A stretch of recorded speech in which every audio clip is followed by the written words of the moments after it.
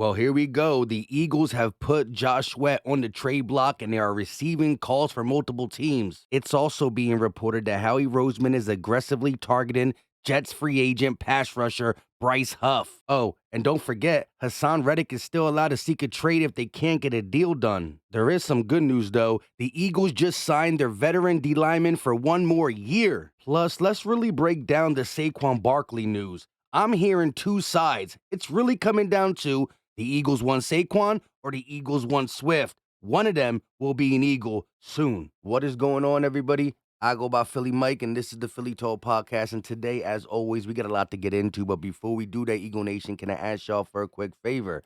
Help your boy out. Hit that like button. Subscribe if you are new. And turn on that notification bell so you don't miss the videos. So the Philadelphia Eagles dropped some breaking news today, and I'm glad they were the first to report it before the Adam Schefters, the Ian Rappaports, the Tom Pelisseros of the world. They said on their Twitter page, BG is back. They agreed to terms with defensive end Brandon Graham on a one-year contract extension. Then, boom, just like that, the NFL, Adam Schefter, and all the guys started putting their own version out of it. But at the end of the day, this is going to be a beautiful farewell tour for Brandon Graham. 15 seasons with one team, the Philadelphia Eagles. As we see pass rushers change team time and time again, he spent 15 beautiful years. Well, they all weren't beautiful. Ask him yourself, but 15 solid years in a city of brotherly love. According to Derek Gunn on Twitter, he tweeted, so the deal is done, and he is told that the one-year deal is worth $4 million, which I believe is fair for both sides. And I honestly feel like he's going to go out with a bang. Remember, 2 seasons ago, the dude played like 40 to 45% of the snaps and had double digits. I could see him finishing with a year like that, especially with some other semi-breaking news out of Philadelphia.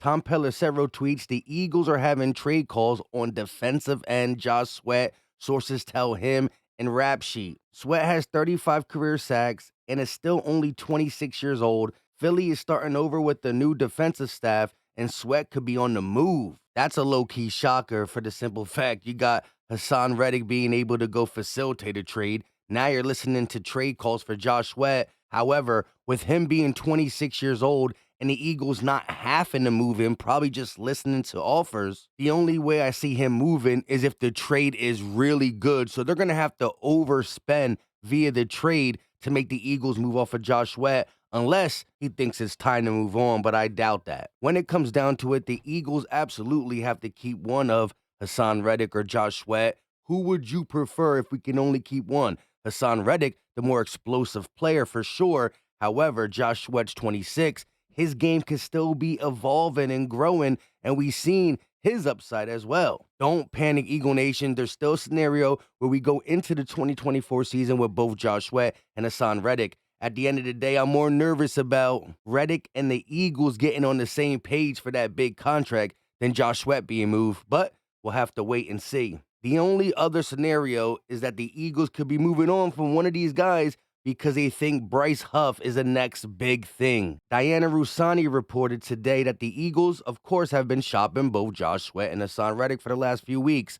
Look for Philadelphia to aggressively pursue Bryce Huff in free agency. According to Anthony DiBona, Bryce Huff is projected to sign a 3-year, $50 million contract in free agency this offseason. Ironically enough, the Eagles signed Haason Reddick to a 3-year, $45 million a year contract in free agency in 2022. Bryce Huff is only 25 years old, and he's coming off his best season with 10 sacks. Again, a lot of people are expecting his game to keep developing. Last year, only 10 sacks, but he did lead the NFL in pressure rate, and sooner or later, if you are the best at getting pressure, they are going to turn into sacks. So a lot of people are expecting him to have a 15, 16 sack season real soon.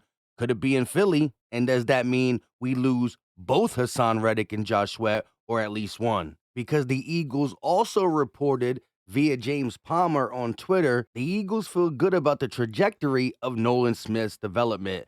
Smith had a maintenance procedure on his shoulder this offseason, preparing him for a bigger workload in year 2. So with the Haason Reddick and Josh Sweat future up in the air, at least we're hearing good things about Nolan Smith's development. Remember how he said at the Combine that he regrets not playing Nolan Smith more than he did. And coming out the draft, he was called Haason Reddick Jr. Sometimes pass rushers don't hit the ground running, but after their first year or two, they get their NFL feet and can't be stopped. That definitely could be Nolan Smith. All we know for sure is Brandon Graham will be back as a rotational piece. The Eagles could be looking in the draft and or pursuing Bryce Huff. Still, at this moment, both Josh Sweat and Haason Reddick are on the roster, and regardless, Nolan Smith's role has to increase. Let me know your thoughts in the comment section about all that. A lot to unpack, and I love hearing from y'all. Moving on to the 4 comp picks the Eagles got yesterday. According to Brendan D. on Twitter, the Eagles have been awarded the following comp picks in the 2024 draft. An extra 3rd round, pick number 97. An extra 5th round, pick 170. Another extra 5th round, pick 171, so back-to-back, and an extra 6th round, 210th. These are the comp picks from losing TJ, CJ, Epps, and forgot who else. Trust me, I'd much rather have some of them on our squad, especially with the collapse of last year. But moving on, it's good to have all these picks. So now if we want to go over the whole list of picks, 1st round, number 22 overall, 2nd, number 50, another 2nd, number 53, 3rd, number 97, 5th, 160, 5th, 170, 5th, 171, and 6th, 210. 8 picks in this upcoming 2024 NFL Draft for Howie Roseman and the Philadelphia Eagles. Lastly, I want to touch on this Saquon Barkley news report. Saquon Barkley to the Eagles is a real possibility, and there's mutual interest on both sides per a Giants beat writer, Rye Dunleavy, however you say his name. The crazy thing is, Howard Eskins, an Eagles beat writer, didn't believe it, so he checked into it himself, and then he came out and said, wow, there is real interest, and the price tag that the Eagles could get him for ain't that bad. It's still got to be higher than what they would bring back DeAndre Swift for. So again, it's really looking like cheap version, Swift, expensive version, Barkley. I honestly think the Eagles are looking at it like that.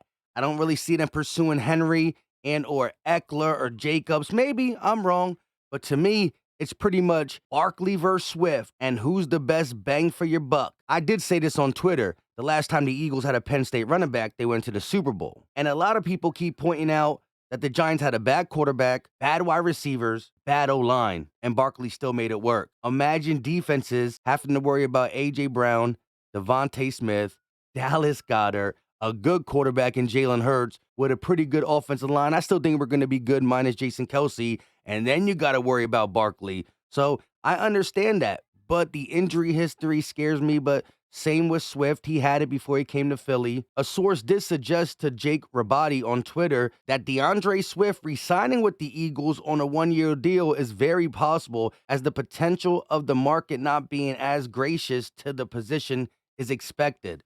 So again, Swift looking around, realizing he might not get that much money on the open market. So if I'm going to sign for a minimal contract, why not do it at home? Again, that's what I think it's coming down to. Saquon versus DeAndre, Barkley versus Swift.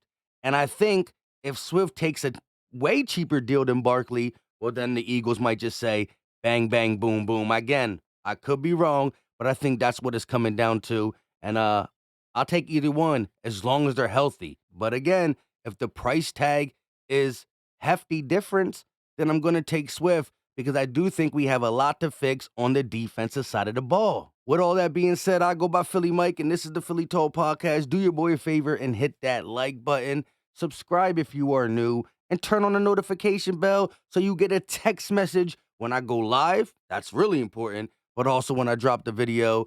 Drop the muscle emoji, leave your thoughts in the comment section, and RIP to the creator of Dragon Ball Z. Hurt me reading that. We out.